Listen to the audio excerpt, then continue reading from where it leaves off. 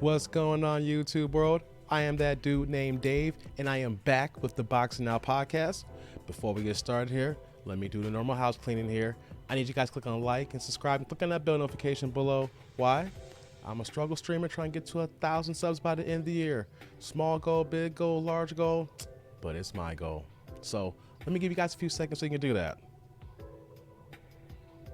All right. There we go here. So in this video here, we're doing a reaction to Eddie Hearn, who had an interview with FightHype.com. Let me just say, let me give a shout out to FightHype. I have been following them, I would say, since 2009. They had heavy access to Floyd Mayweather during his prime in the early 2010s, and they had great footage, and they're still doing their thing. There's a shout out to FightHype here. So in this video, Eddie Hearn is talking about Terence Crawford.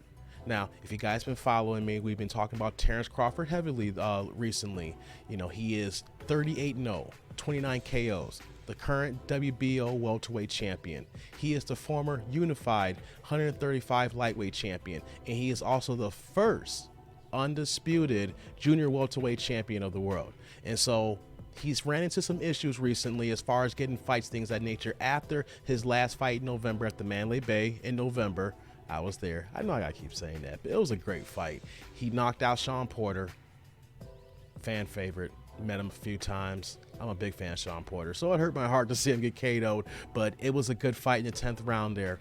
And since then, what do we know about Terence Crawford? Well, he's a promotional free agent.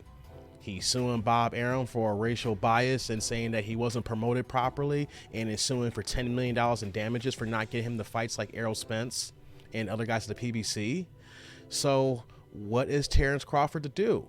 I had mentioned in the previous video about where would he sign as far as going with the PBC or Matchroom, DAZN, or DAZN was the broadcast, of course, and of course Golden Boy of Oscar De La Hoya. So Eddie Hearn here is talking, and let's just be honest, Eddie Hearn loves to talk. Even when he's wrong, he loves to talk. So let's get to the video and see exactly what Eddie Hearn's talking about in regards to Terence Crawford. Excellent. I'll ask you one more question. It's about Terence Crawford, switching gears one more time. I heard you mention that the problem with Top Rank was that they were unable to get him fights, and you don't think you can get him fights either. What is it about Terence Crawford that makes him so hard to... It's just it's because there's so limited amount of fights for him, like in terms of for the money he wants, for the legacy he wants. You know, it really comes down to Errol Spence and maybe one or two others. And if you can't deliver him those fights, which is the boat we're in and the boat Top Rank are in, what can you deliver him? Fights that might not appeal to the fans, therefore fights that don't necessarily have a lot of value. So unless you can deliver him big fights, I'm not sure that, you know, there's a part for you in his career. But he's a tremendous fighter, pound for pound. Great fighter, and we'll see what happens. I'm going to ask you a question. Why can't those fights be delivered? Is it a network issue? Yeah, because really you kind of like, sometimes people make it like you've got to be with a certain promoter to get those fights. You know, I think that's a problem in boxing in general. But I think unless he signs with the PBC, I don't actually think that, you know, he will get those fights, and maybe that's the route that he has to take. Well, you face similar sort of problems with... Let me stop that right there. He basically said he needs to sign with the PBC. Why? You know, certain promoters, certain outfits only work in-house. Now, we know there's boxing politics, and it sucks that occur. But Al Heyman, Showtime, Fox, on that side of the fence there, are doing things in-house because it's a lot easier. If you have one promoter, you're working with just the one network, and you're doing everything here. You have to bring another promoter in, you got to deal with that promoter, you got to deal with that management team, you got to split all the revenue in half, or depend on, not even in half, all depends when the revenue split is. 60-40 if you have the A side and B side, 70-30, you know, whatever the case may be, right? So it sucks. Yes, I know it. I mean, what can we say? This is boxing. This has been going on for a long time. This is the game. So he's basically saying, hey, he needs to sign with the PBC. But let's hear what else he's got to say here.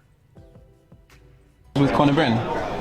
No, because, you know, ultimately Conor Ben's still got probably a year to go before he's fighting those elite guys. He can get in mandatory positions.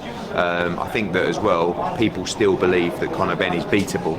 whereas they don't necessarily think that Terence Crawford is beatable yet, and it's even harder to get those fights. So, you know, I think Conor Benn's in a great position. He's a huge draw, and but he's still got 2 or 3 fights before he's at that level. Okay, well, Eddie, I appreciate you talking to Fight Hub. Thank you for your time. Thank you, mate.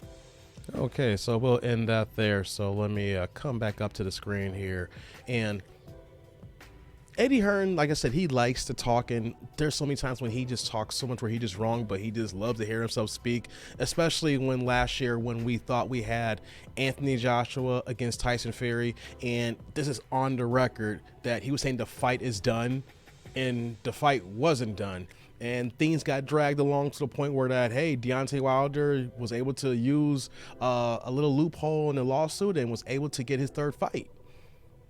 So we see Eddie Hearn talking all the time, but this is a situation where even in my last video where I talked about Terence Crawford forcing the purse bids, that is a good tool to use to get 1 or 2 fights.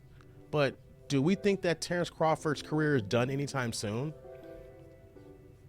You know how hard it is to do your own promoting for your own fights at the level and stage that Terence Crawford is? It takes so much money, resources, and infrastructure to pull a fight off. That's why you sign for a promoter.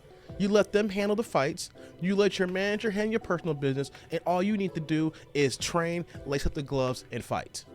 So at the end of the day, I mentioned about those purse bids, but all the fights that Terence Crawford is going to want for the end of his career here, or at least the last part of his prime, is with the PBC here. And everybody can see it's clear as day. Even someone who's Eddie Hearn is wrong so much, he says it as well.